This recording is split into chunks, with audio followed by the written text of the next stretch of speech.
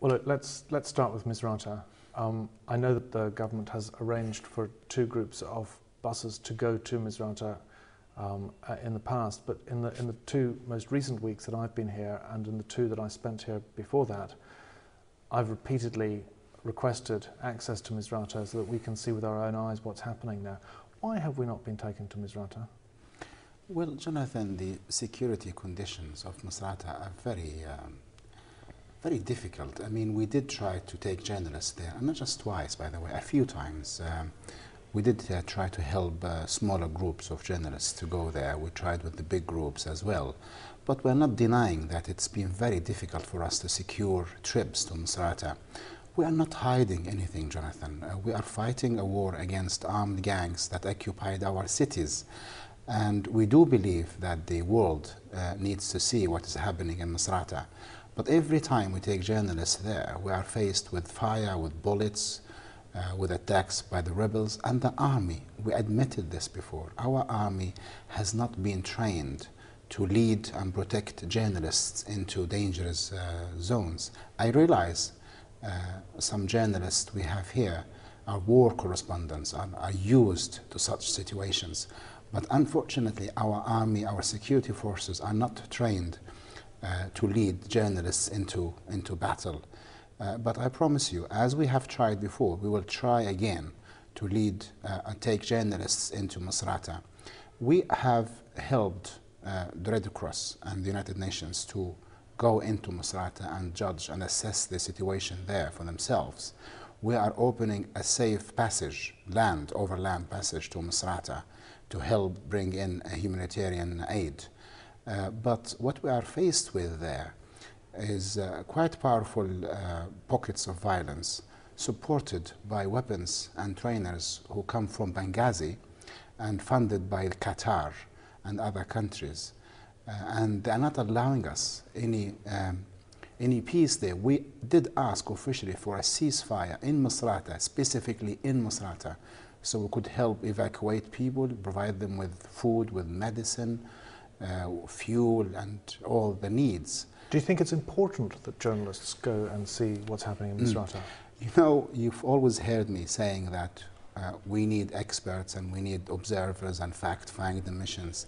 This is not to belittle the media. I am a media guy, and I believe that, yes, journalists should be taken not just into Misrata, but into all areas in which we have trouble in this country. I try to negotiate with the army, and sometimes they feel they can help us and lead journalists into the battlefield. But sometimes they're so terrified of what might happen to these journalists. They say, no, we can't take responsibility. But I assure you, we're trying our best. And remember, we're not denying that even at peace times, we did not have the freedom of press that we were hoping for, let alone war times. We can't change now and have completely free press and free access to everyone. This was a process, Jonathan, that we started in Libya years ago. I joined this process, and that was the reason I came back from London, is to have more freedom of the press and help develop our media institutions. And we were doing quite well until the armed rebellion started. Now, actually, we do feel that this progressive process has been taken away from us because of the armed rebellion. Before, it was a peaceful process, gradual and from within Libya. Now it's violent, it's sudden, and it comes from outside Libya with international agendas.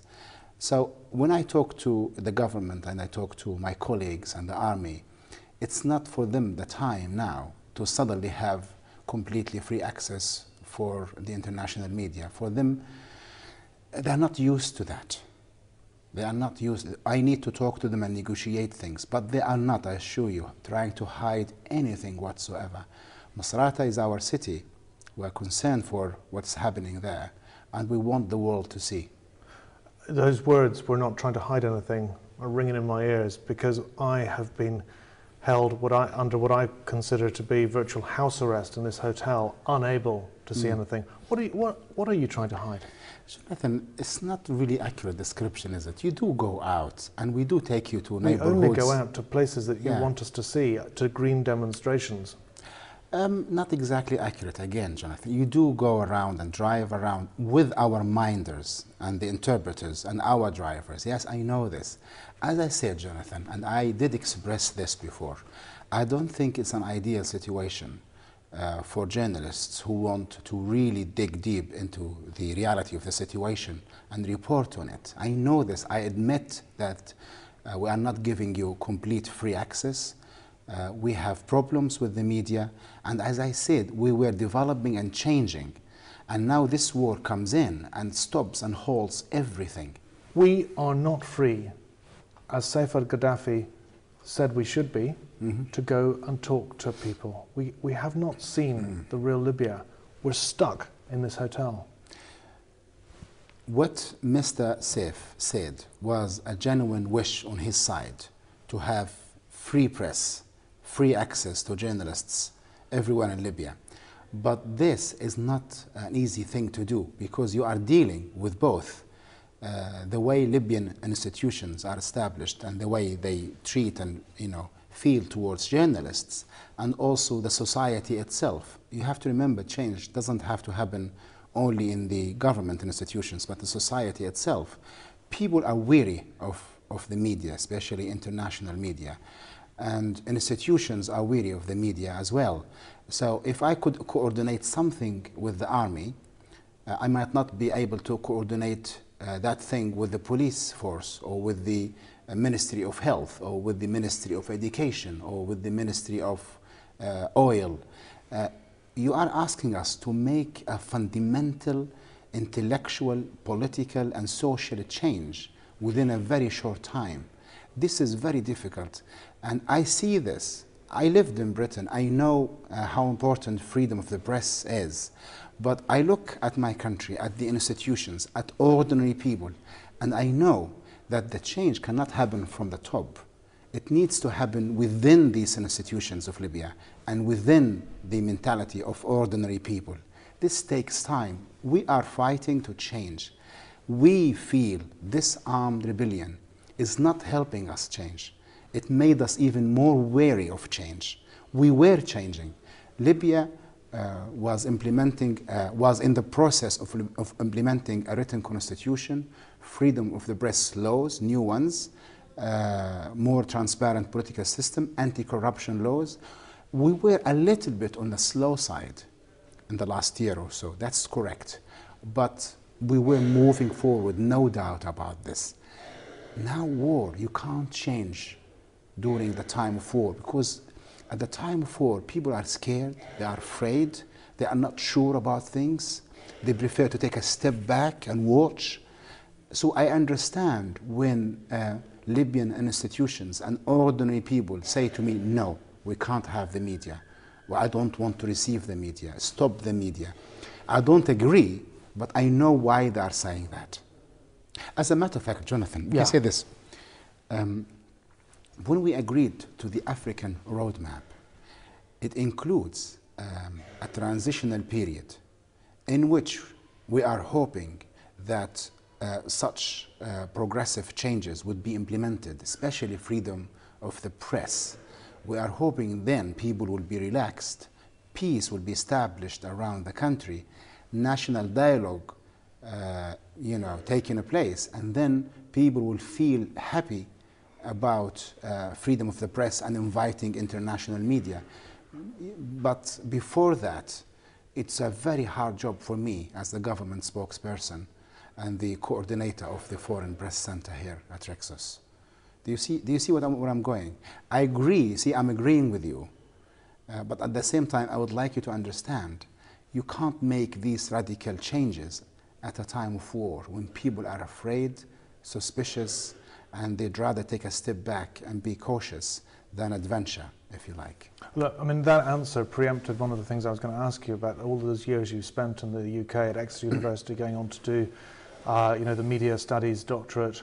and you know, those 15 years of being in a democratic society with total press freedom, you know, it must have come as a bit of a shock to you to not only arrive in a country where those institutions are, in a sense, well, are deeply repressive, but with your own desire, as you say, to see things open up, to now be confronted with all these journalists who are going completely stir crazy in here, unable. I mean, how does that make you feel? Well, Jonathan, to start with, I love many things about Britain, and I think it's a progressive society, but I'm also critical about things there. I know how important capital in Britain is, and I know how big corporations control many things in the country, and I do not accept everything that takes place in Britain, but in essence, I think it's a free society, it's democratic society, and it allows human beings to be creative. We need to establish similar things in Libya, and that was the very reason I came back a year ago to join this process. And but did you not feel like throwing the towel in now that you've seen what it's like? No, actually, if I'm angry, Jonathan, I'm angry at the armed rebellion, not the government, because the only guilt from me, the only mistake the Libyan government committed is the slow rhythm of change that dominated the Libyan scene in the last year. From outside, it looked like zero.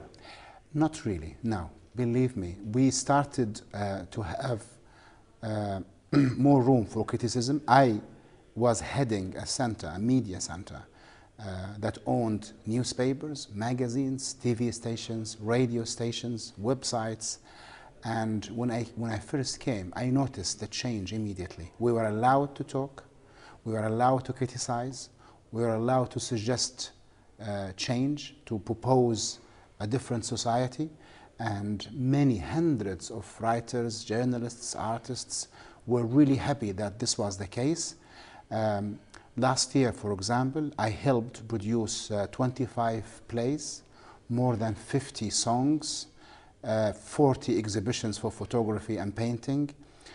We printed many books, published many books. You know, we are doing quite well, and people were critical of the government, of the state, of the situation Libya was in. They were proposing ideas for change. They were complaining about the slow rhythm of change. But we were all hopeful and feeling that there was something in the air. We did not expect an armed rebellion. Now we are threatened with a civil war, foreign military intervention, the total collapse of the country. It's for us very sad. I would love to deal. For me, it's easier to deal with the slow rhythm than to deal with this situation. Well, look, one of the experiences that I had, which has really stayed with me, was when that woman, Aman al-Abedi, burst into our hotel here, and told a very tragic story of what had happened to her. And you know, in front of all the international journalists, that they attempted to silence her. It looked like a barroom brawl. I was punched in the face myself. Other journalists were thrown around. You know, we weren't even allowed to talk to this woman. What do you make of her story, and you know, where is she now? Well, I made enough comments on Iman al-Obeidi's story. I think she's a woman who maybe went through a trauma, and she felt that she needed to make it as big as possible, maybe possibly political. I mean, she claims that she was kidnapped and raped. This happens anywhere in the world. She should have gone to a police station, to the court, and she should have followed the course of justice. She chose to go political with this. I cannot find any political elements in her story whatsoever. But before we knew anything about it, you were saying absolutely. That she was drunk, Jonathan, mentally imbalanced, I talked to you. I said two things. First of all, we cannot get into the details of her story because we are a very conservative society. This woman has a child We need to protect the child's identity and future. She has sisters, brothers, family, and we are a very conservative society. We cannot speak about the details of this case, but I did personally apologize for all journalists for the way our security elements dealt with them. I apologized personally to a few of you who were punched in the face or their cameras were broken. I felt, that the way we behaved was completely wrong. Yes, the woman was not allowed to come into the hotel, but this is hardly a crime, and they should have asked her to leave, and not to deal roughly with the journalists. But this shows you again that yes, we do need to change. Yes, we do need to accept the international media, and we need to change the way people think, the mentality of ordinary people. Jonathan, there is something that people forget. People think that democracy comes if it changes the government. But I assure you, democracy is ideas. The Libyan government, the state, is much more democratic and progressive than ordinary Libyan people in many ways. Just as ordinary Libyan people are more aggressive and democratic in other elements, in other ideas. For example, the way we see women, the way we look at women and the issue of women, the state has been much more aggressive than the society, the Libyan society. The way we view religion, the state has been much more progressive than society. But when it comes to, for example, freedom of expression, then society becomes more aggressive, more progressive than the state. So it is not just a matter of changing the top, if you like. It's a very complicated process, democracy. You need to change society itself. I believe what happened with Iman al-Ubaidi and the way our security elements treated you guys is not because just of them being officials or belonging to the government, but because of the very mentality of the Libyan society. A woman comes in, claims that she was raped, talks about it in detail. For our society, this is very shameful. And the men we had here in this hotel did not have the respect that they should have had for this woman. They treated her as if she was a low woman and did not respect her rights, did not respect her, the situation she was in. I talked to them, by the way. The way they talked to me and the way they explained their action just proved to me it's the mentality of the society, not just the government. After the incident, you told me, you apologized, and I appreciated that, but you told me that some of the minders who were particularly violent in the response would be fired. Yeah. And I came back recently to find Jalal al-Traika, who is the man, with the scar? Yeah, I know him, yes. He's now my new best friend because he's been my personal minder as we've gone around. He was. We did fire 3 of the security. Has Jalal been rehabilitated? He was one of them. He was one of them. These people are not under my command, okay? But I talked to the proper authorities. They did punish them. They did fire them. And now you are telling me, actually after you told me, Jonathan, I only noticed his presence in the hotel. Because as I know, I'm a little we'd bit been aware of it from day one when he was manhandling us. But they have been warned and, they have been blamed for the incident, and the proper authorities talk to them, and hopefully they will behave better now.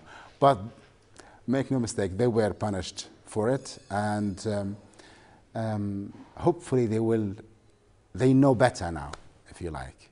How do you think Western journalists have been behaving? No, behaving is the wrong word. Have been reporting all of what's been happening. I mean, you talk about the minders, but what about the journalists?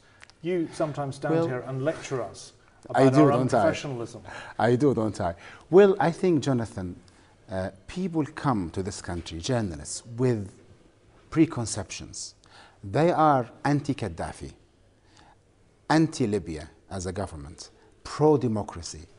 And this idea, for me, veils their vision. It doesn't allow them to see the complexity of the Libyan situation. So they see this dictator people rebelling against the dictator. The situation for them is very simple. You side with the people revolting or rebelling against the dictator. Many of them do not sit down and see how complicated the situation is.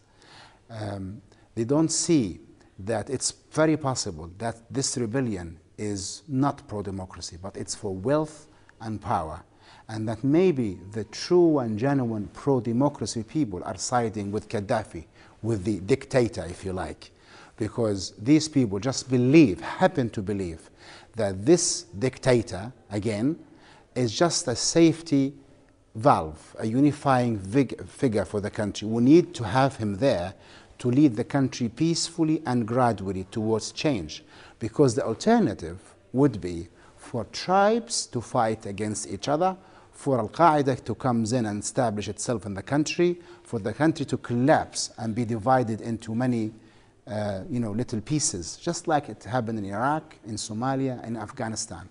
We are, Jonathan, pro-democracy.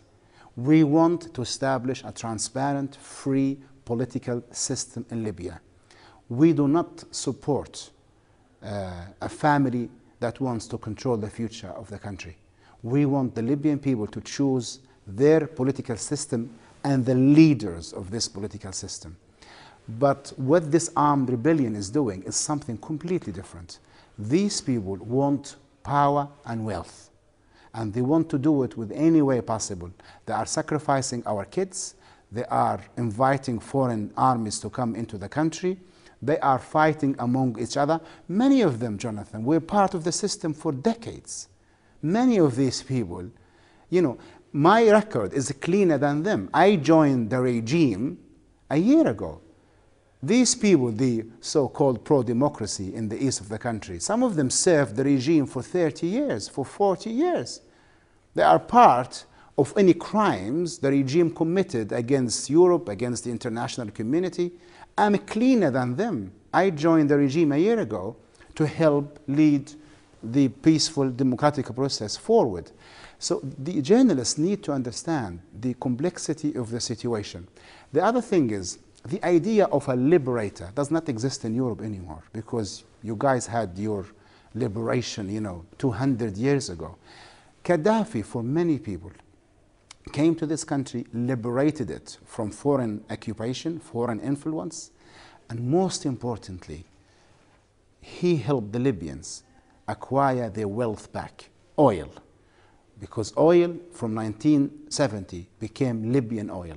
And through the Libyan oil, we were able to have a revolution in education, in health, in transport. That could have happened under anyone. Yeah, but this was important. Libya was a very, very backward society, and it was starving society.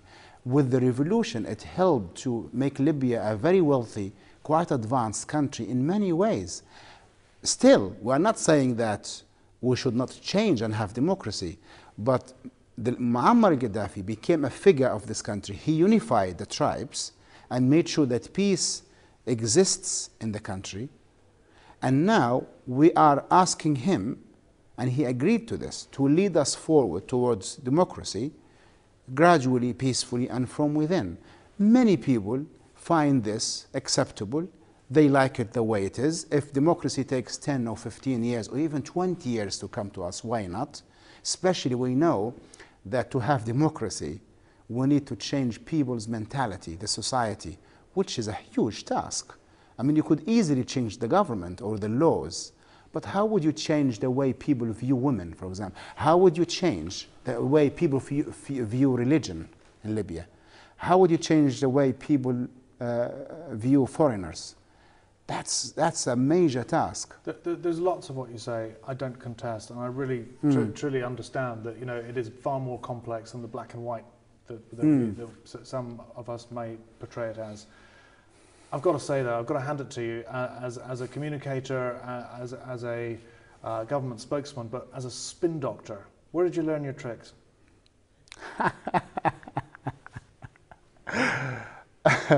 I spent my 15 years in Britain cycling, fighting for peace. I was a very active pro-peace activist. I cycled for the environment. I cycled the whole length of Britain, from London to Edinburgh, for the environment. I cycled the length of Thames for the environment. I was a member of every single debate society, political society you can imagine. I loved my life in Britain, and it did really shape who I am now. So you could say that you taught me how to be a spin doctor. The British society, the British way, the British, and by the way, I was under, the whole time I was in Britain, it was Labour, and Labour are the masters of, spinning the truth and playing with... So it is a sort of admission that that's in fact what you're doing.